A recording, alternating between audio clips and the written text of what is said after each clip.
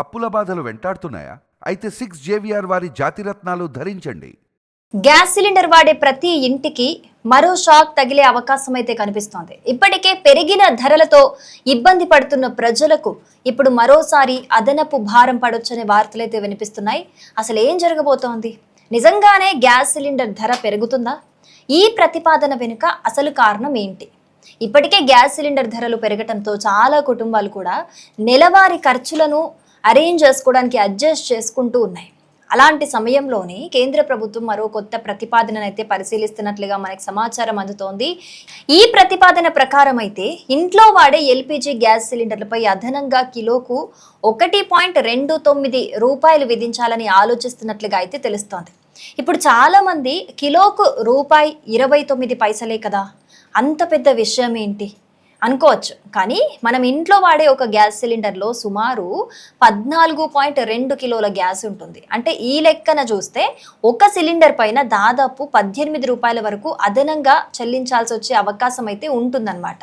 అయితే ప్రభుత్వం ఇలా ఎందుకు చేయాలనుకుంటోంది? దీనికి కారణం ఏంటి అంటే కనుక దానికి కూడా ఒక కారణం చెప్తోంది. అదేంటంటే ప్రపంచంలో ఎక్కడైనా యుద్ధాలు జరిగినా లేదా అంతర్జాతీయంగా ఏదైనా సంక్షోభం వచ్చినా మన దేశానికి వచ్చే ఎల్పిజి సరఫరాపై ప్రభావం పడే అవకాశం అయితే ఉంటుంది. అలాంటి సమయంలో ప్రజలకు గ్యాస్ కొరత రాకుండా ముందుగానే పెద్ద ఎత్తున గ్యాస్ నిల్వలు సిద్ధంగా ఉంచాలని కేంద్రం అయితే ప్లాన్ చేస్తోంది.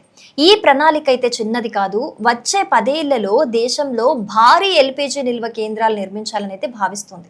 ఇందుకోసం దాదాపు $42 బిలియన్ అంటే మన కరెన్సీలో సుమారు 4 లక్షల కోట్ల రూపాయలకు పైగా ఖర్చవుతుందని అధికారులు అయితే ఒక అంచనా వేస్తున్నారు. ఈ డబ్బులో కొంత నిల్వ కేంద్రాల నిర్మాణానికి, అలాగే మిగతా డబ్బుతో గ్యాస్ను కొనుగోలు చేసి నిల్వ ఉంచేందుకు ఉపయోగించనున్నట్లుగా అయితే సమాచారం. ఈ అదనపు రూపాయలు ఏవైతే ఉన్నాయో ఇదైతే అమల్లోకి వస్తే ప్రభుత్వానికి ప్రతి ఏడాది సుమారు 4,375 కోట్ల ఆదాయం వచ్చే అవకాశం ఉందని ఒక అంచనా అయితే ఉంది. ఇదే సమయంలో సిఎన్జిపై కూడా ప్రతి స్టాండర్డ్ క్యూబిక్ మీటర్ 1.43 రూపాయల అదనపు రూపాయలు విధించే అంశాన్ని కూడా పరిశీలిస్తున్నట్లుగా తెలుస్తోంది. గ్యాస్ పైనే కాదు, సిఎన్జి మీద కూడా. దాని ద్వారా మరో 9,500 కోట్ల వరకు ఆదాయం వచ్చే అవకాశం ఉందని అయితే చెప్తున్నారు. అది అమలైతే గనక ఈ రెండు కూడా వీటి ద్వారా వచ్చే మొత్తాన్ని దేశంలో గ్యాస్ నిల్వల కోసం, అలాగే మౌలిక సదుపాయాల అభివృద్ధి కోసం వినియోగించాలని కేంద్రం భావిస్తోందట. అయితే దీనివల్ల సామాన్యులపై కూడా భారం పడే అవకాశం అయితే ఉంది. గ్యాస్ బిల్లులు సుమారు 2% వరకు పెరగొచ్చనైతే ఒక అంచనా వేస్తున్నారు. అయితే ఇక్కడ ఒక విషయం మాత్రం మనం అందరం గుర్తుంచుకోవాలి. ఈ నిర్ణయం అయితే ఇంకా ఫైనల్ అవ్వలేదు. ప్రస్తుతం ఇది కేవలం ఒక ప్రతిపాదన మాత్రమే. అంటే ఈ విధంగా ఆలోచిస్తున్నారు అంతే. వివిధ శాఖల మధ్య ఇంకా దీనికి సంబంధించిన చర్చలు అయితే జరుగుతున్నాయి.